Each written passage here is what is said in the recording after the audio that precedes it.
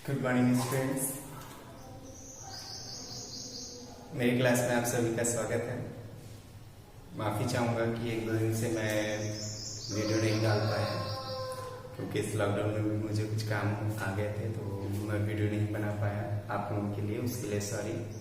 तो चलिए समय बर्बाद न करते हुए हाई स्कूल के अगले टॉपिक की तरफ चलते हैं।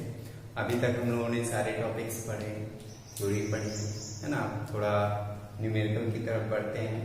तो न्यूमेरिकल की तरफ बढ़ने से पहले मैं आप लोगों को कुछ बेस बता दूं ताकि न्यूमेरिकल लगाते समय आप लोगों को सहूलियत महसूस हो। तो चलिए देखते हैं।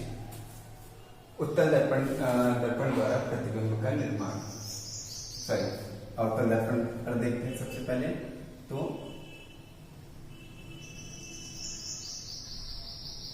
अवतल दर्पण द्वारा प्रतिबिंब का बनना, ठीक है।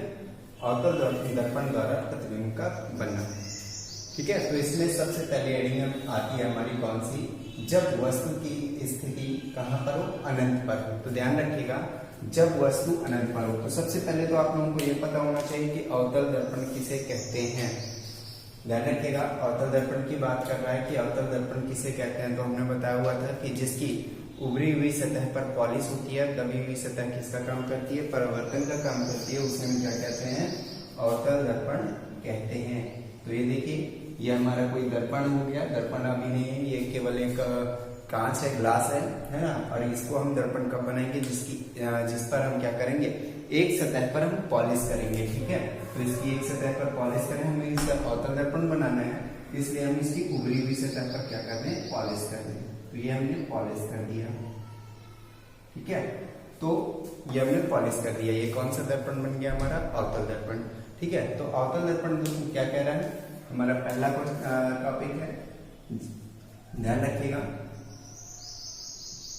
जब वस्तु कहां पर स्थित हो, जब वस्तु अनंत पर स्थित हो, जब वस्तु कहां पर, अनंत पर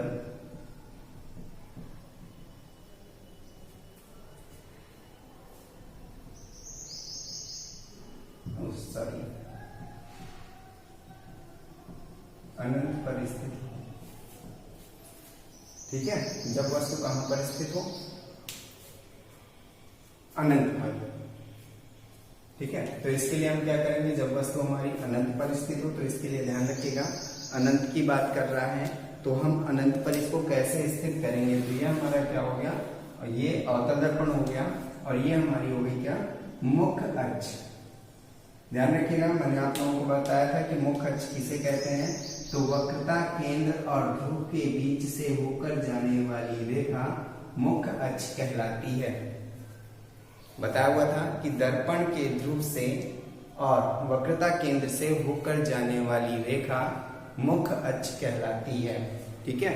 फोकस के लिए मैंने बताया हुआ था कि जब मुख्य अक्ष के समांतर आने वाली प्रकाश की किरण, मुख्य अक्ष के समांतर आने वाली प्रकाश की किरण परावर्तित होती है, तो कहां से होकर जाती है, हम फोकस से होकर जाती है। जिस बिंदु से होकर जाती है उसे हम फोकस बिंदु कहते हैं। ये मैंने आप लोगों को बताया हुआ था, है ना। तो इस चीज को याद रखिएगा।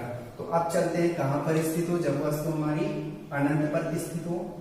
तो इसके लिए हम क्या करेंगे, तो देखिए, अगर हम वस्तु को इस मुख्य अक्ष पर कहीं भी स्थित करते हैं, ध्यान रखिएगा, अगर मुख्य अक्ष पर कहीं भी स्थित करते हैं तो उसकी जो डिस्टेंस होगी वो लिमिटेड हो जाएगी कि हमारी कोई वस्तु इतने सेंटीमीटर या मीटर पर स्थित है, ठीक है। लेकिन हमारा क्वेश्चन क्या कह रहा है कि जब वस्तु कहां पर स्थित हो, अनंत पर। तो जब ऐसा कोई क्वेश्चन आता है तो ध्यान रखिएगा, मुख्य अक्ष के बाहर उस वस्तु को हमें क्या कर देना है, स्थित कर देना है।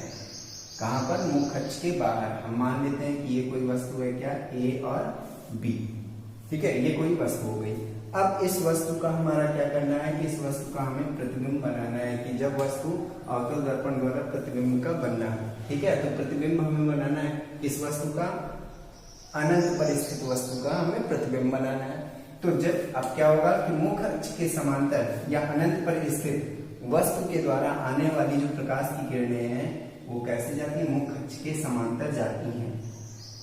ठीक है, मुख्य अक्ष के समांतर जाती हैं और उनमें परिवर्तन होगा। तो अब आप बताइए, मुख्य अक्ष के समांतर ये दोनों रेखाएं हैं, इनमें परिवर्तन होगा तो ये कहां से होकर जाएंगी, कहां से, फोकस से।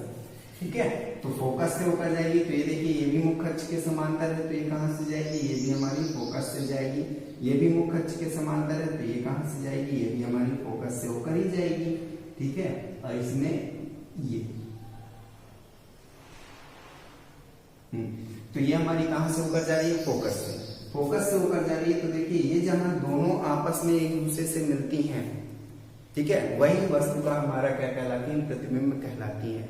तो अनंत पर स्थित वस्तु का प्रतिबिंब हमारा कहां बनेगा, कहां बनेगा, फोकस पर। कहां बनेगा, फोकस पर, एफ। फोकस को किससे प्रदर्शित करते हैं, एफ से। ठीक है, तो ये हमारा फोकस पर प्रतिबिंब बना। अब बात आती है कि बनने वाला जो प्रतिबिंब होगा वो कैसा होगा, बनने वाला प्रतिबिंब कैसा होगा, बताइए कैसा होगा। ध्यान रखिएगा, फोकस पर बना, कैसा होगा। तो देखिए, हमने इसमें कोई आभास नहीं किया है कि कौवा कांव कांव कर रहा है, आज कोई मेहमान आएगा। हमने आभास किया ना कि कौवा ने कांव कांव किया, है ना, आज कोई आ सकता है, ये हमने आभास किया, इमेजिन किया, है ना, इमेजिन किया। लेकिन इसमें हमने क्या इमेजिन किया कि हमारी रेखाएं यहां से आई और हो सकता है कि यहां से निकल रही, नहीं किया, है ना। तो इसमें हमने आभास नहीं किया, वो सीधी हमारी रेखाएं परिवर्तित हुई, जहां से आपस में मिली वो हमारा प्रतिबिंब हो गई। ठीक है, तो इसमें हमने क्या किया कि यहां पर हमारी वस्तु आई, सॉरी प्रतिबिंब बना। अब ये प्रतिबिंब दर्पण के कहा, वस्तु की ओर बन रहा है। अब ये जो प्रतिबिंब है ये हमारा कहां बन रहा है, वस्तु की ओर बन रहा है। तो ध्यान रखिएगा, जो वस्तु की ओर बनेगा वो वास्तविक कहलाएगा और जो वस्तु से दूर बनेगा वो हमारा आभासी कहलाएगा। कब, दर्पण पर। ठीक है, तो ध्यान रखिएगा। तो पहला क्वेश्चन सॉल्व हो गया। ये कैसा होगा, वास्तविक, कैसा होगा, वास्तविक। दूसरा कह रहा है कि अब ये बताइए, वस्तु से हमारा छोटा है कि बड़ा है। अब आप ही बता सकते हैं कि ये प्रतिबिंब आपको कैसा दिख रहा है ना। तो ये कैसा होगा, वस्तु से छोटा। दूसरा, वस्तु से छोटा। तीसरा, उल्टा होगा कि सीधा होगा। तो आप ये बताइए कैसा होगा, उल्टा होगा कि सीधा होगा। तो अब इसमें देखिए, ये हमें कैसा दिख रहा है, बिंदु की आकार का, बिंदु की आकार का। ये जो हमारा प्रतिबिंब बनेगा वो कैसा बनेगा, बिंदु की आकार का। अब बिंदु है ना, अब हम ये बिंदु बना रहे हैं, ये दिख रहा है ना, ये हमने बिंदु बनाया। अब हम पूछें कि बेटा बताइए, ये जो हमारा बिंदु बना, ये बिंदु हमारा कैसा होगा। तो क्या आप बता सकते हैं, उल्टा होगा कि सीधा होगा, क्या आप बता सकते हैं, बताइए। क्या आप बता सकते हैं कि ये हमारा जो बिंदु है वो कैसा, उल्टा है या सीधा है, क्या आप बता सकते हैं, नहीं बता सकते। क्यों, क्योंकि हम अगर इस वस्तु को हम ये नहीं बता सकते हैं कि ये हमारा जो बिंदु है वो उल्टा है कि सीधा है ना। तो ध्यान रखिएगा, ये जो वस्तु बनेगा वो बिंदु के आकार का बनेगा, ना तो उल्टा बनेगा ना ही सीधा बनेगा। ओके, ध्यान रखिएगा। तो ये हमारा जो वस्तु प्रतिबिंब है, वस्तु का प्रतिबिंब है वो कैसा बनेगा, बिंदु के आकार का बनेगा, ना तो उल्टा और ना ही सीधा। तो ध्यान रखिएगा, जब वस्तु हमारी अनंत पर, ध्यान रखिएगा न्यूमेरिकल लगाते समय ये क्वेश्चंस कई बार पूछे जाते हैं कि जब वस्तु अनंत पर स्थित हो या लंबाई चौड़ाई ऊंचाई इतनी होती है और उसका हमें प्रतिबिंब निकालना है या रेखा चित्र के द्वारा समझाइए, ठीक है, तो वहां पर ये थ्योरी आपकी मदद करेंगी। तो इसलिए इनको ध्यान से समझिएगा। जहां भी समझ में नहीं आता है आप फिर से मुझे कमेंट करके बताइए, ताकि मैं उनको फिर से आपको एक्सप्लेन कर सकूं। ठीक है, तो ये पहला क्वेश्चन है, जब वस्तु अनंत पर स्थित होता है तो उसका प्रतिबिंब हमारा कहाँ बनेगा? तो कहाँ बनेगा? हमारा फोकस पर बनेगा, वास्तविक होगा, वस्तु से छोटा होगा और बिंदु के आकार। ओके, चलिए अब अगला क्वेश्चन क्या कह रहा है? अगला क्वेश्चन कह रहा है कि जब वस्तु हमारा कहाँ पर स्थित हो। ध्यान रखिएगा, मैं अभी आप लोगों को बहुत अच्छी से एक ट्रिक बताऊंगा, ठीक है, जिसमें आप लोग इन क्वेश्चंस को आराम से समझ सकते हैं। अभी कह रहा है कि जब हमारा प्रतिबिंब कहाँ स्थित हो, कहाँ पर? जब हमारा प्रतिबिंब अनंत और वक्रता केंद्र के बीच में स्थित हो। कहाँ पर? अनंत और वक्रता केंद्र के बीच में। ठीक है, तो चलिए बनाते हैं, फिर से लिख लेते हैं। अनंत और वक्रता केंद्र के बीच। ठीक है, अब ये फिर से हमने अवतल दर्पण बनाया है, इसमें हमने पॉलिश कर दी ऊपरी सतह पर। ठीक है, ये मुख अक्ष हो गया हमारा, ये फोकस हो गया हमारा, ये हमारा फोकस हो गया, ये वक्रता केंद्र हो गया। ठीक है, अब क्या कह रहा है? अनंत और वक्रता केंद्र के बीच वस्तु कहाँ स्थित है?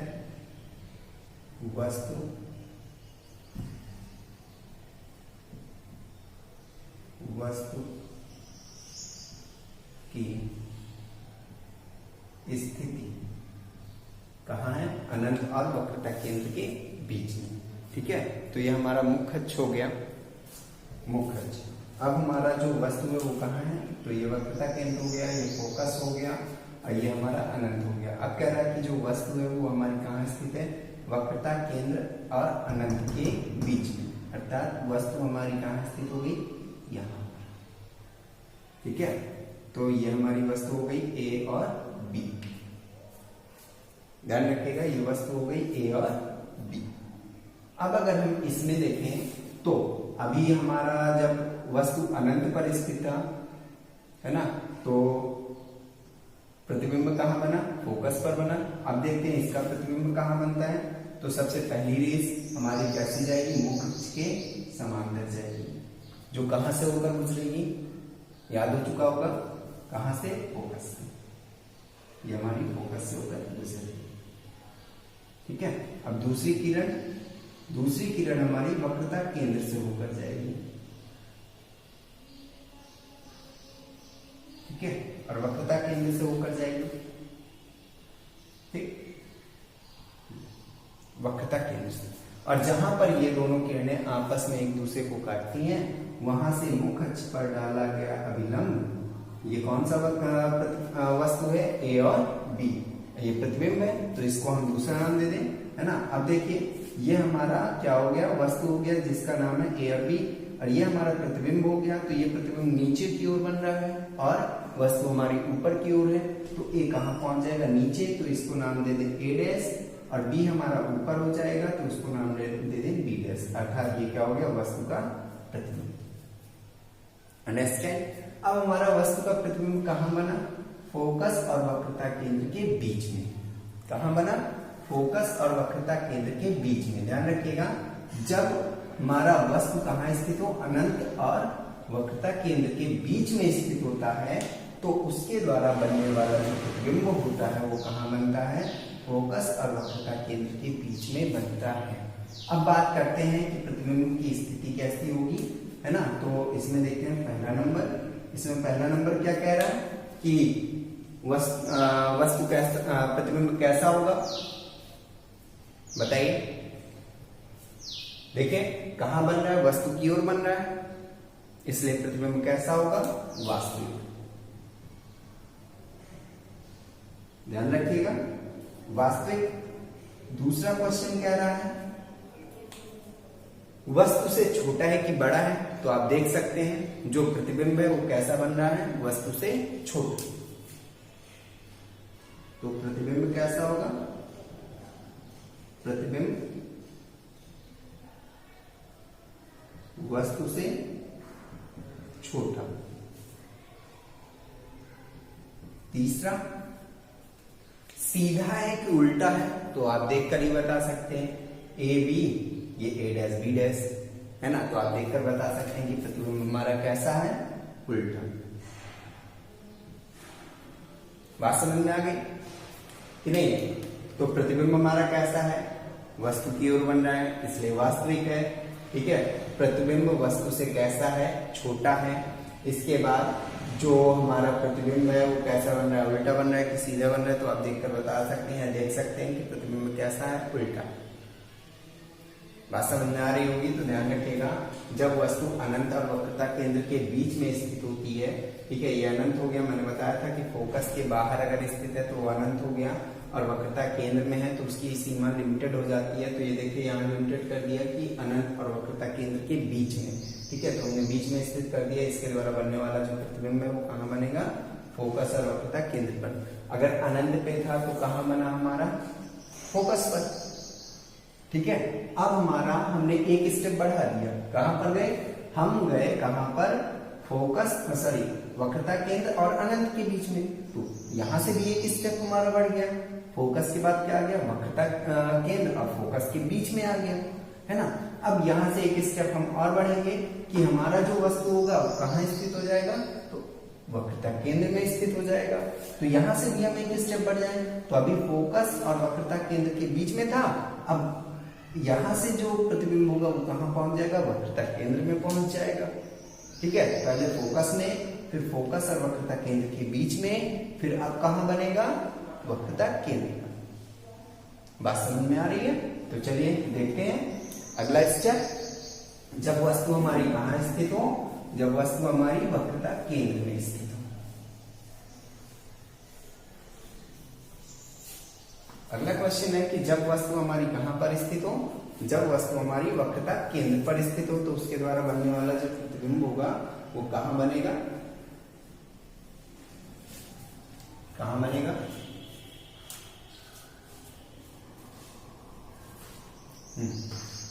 वस्तु की स्थिति कहां हो, वक्रता केंद्र। तो बनने वाला प्रतिबिंब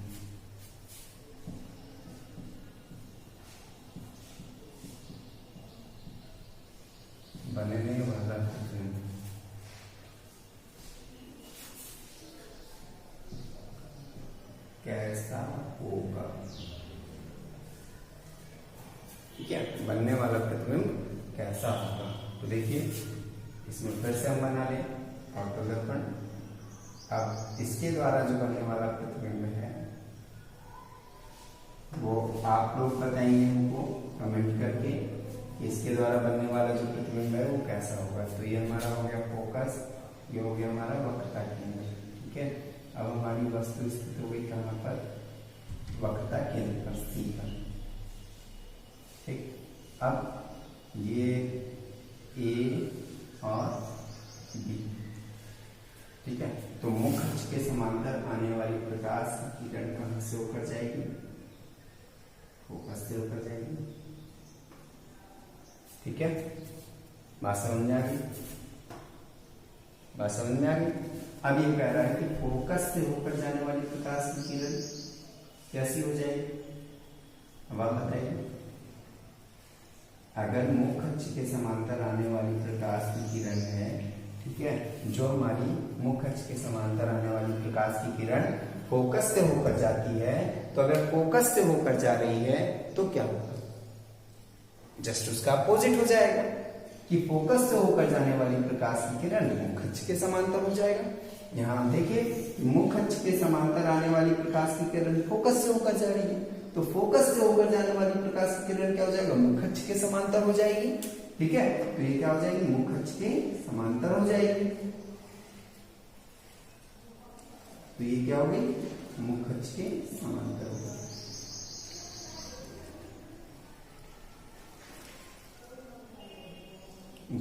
ठीक है, ये मुख्य अक्ष के क्या हो गई, समांतर हो गई। अब जहां पर ये दोनों किरणें आपस में एक दूसरे को काटेंगी, वहां से हम इसको मिला देंगे। ठीक है, तो अब ये देखिए ये वस्तु का क्या हो गया, प्रतिबिंब हो गया। इसका नाम क्या दे दें, ए डैश बी डैश। अब ये हमारा क्या हो गया, वस्तु का प्रतिबिंब हो गया। अब बात क्या है कि वस्तु का प्रतिबिंब कैसा होगा। तो फर्स्ट नंबर में अगर हम देखें तो फर्स्ट नंबर में कैसा होगा, वास्तविक होगा या आभासी। तो वस्तु की ओर है तो कैसा होगा, वास्तविक। दूसरा नंबर अगर हम देखें तो कैसा होगा, वस्तु के बराबर या वस्तु से छोटा, देख सकते हैं आप, बराबर होगा। तीसरा नंबर अगर आप देखें कि उल्टा होगा या सीधा होगा, तो आप देख ही रहे हैं कि वस्तु से क्या होगा, उल्टा। ठीक है, तो इस चीज को अभी मैंने पिछली वीडियो में बताया कि यहां जब अनंत पर था तो हमारा प्रतिबिंब कहां बना, फोकस पर। फिर इसके बाद वक्रता केंद्र और अनंत के बीच में हमारा आ गया, तो हमारा कहां बना, हमारा प्रतिबिंब बना फोकस और वक्रता केंद्र के बीच में।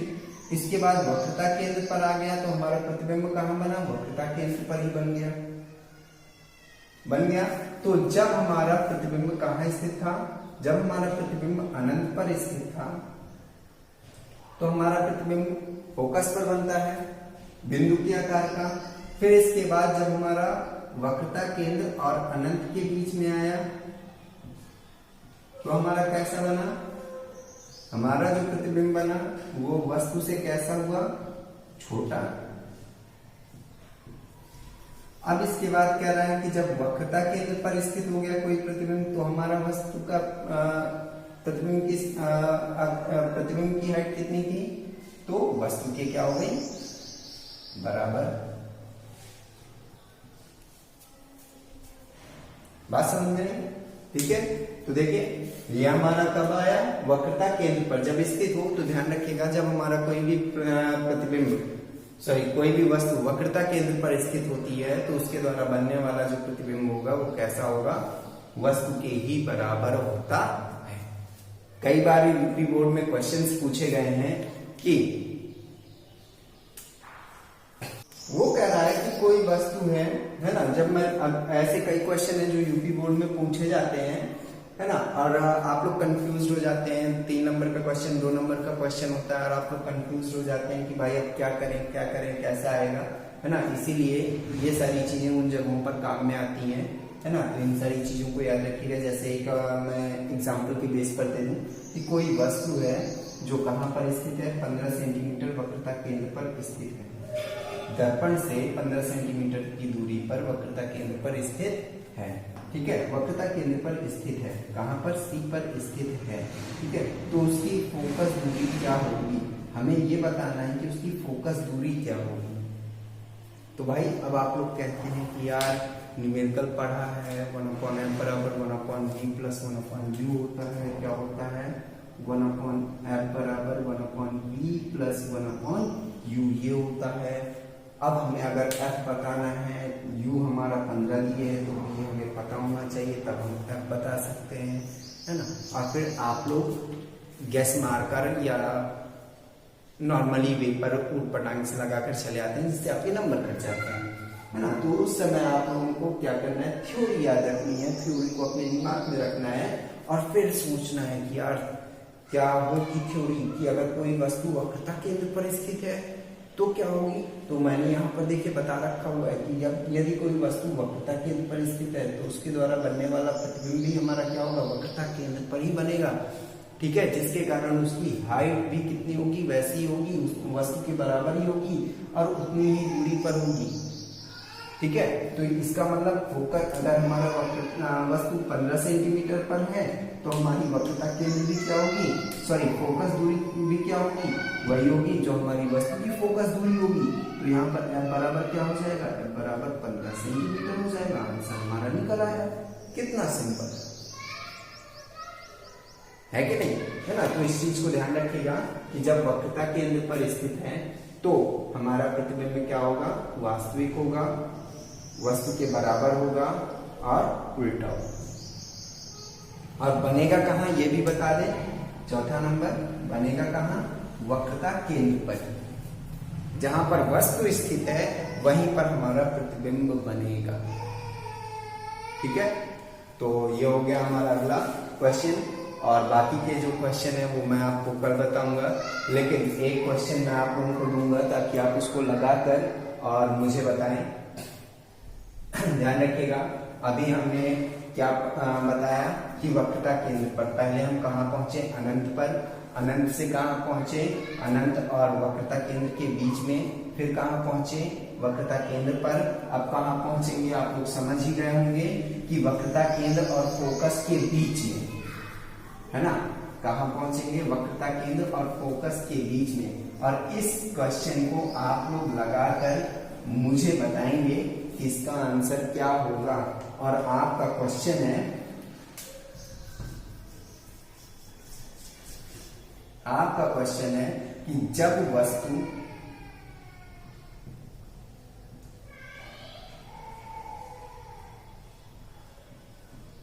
वक्रता केंद्र और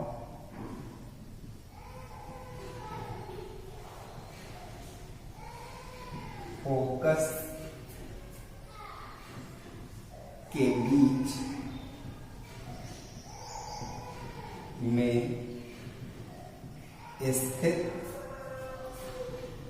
हो तो बनने वाला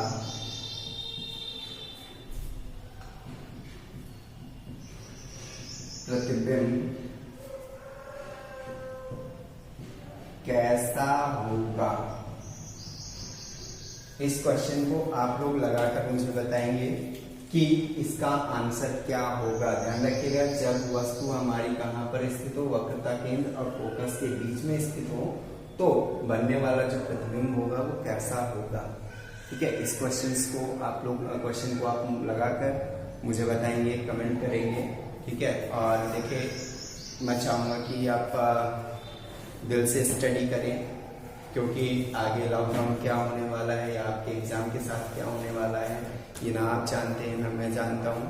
ठीक है, हो सकता है कि आप लोगों को स्टडी का समय कम मिले, है ना, तो अभी समय है कि आप लोग वर्क करते जाएं और घर में टाइम वेस्ट ना करें। अगर आप लोग अपनी स्टडी के लिए 1 घंटा भी निकालते हैं तो केवल आप उस समय स्टडी करें, दूसरे काम ना करें। ओके, नमस्कार, मिलते हैं अगली वीडियो में।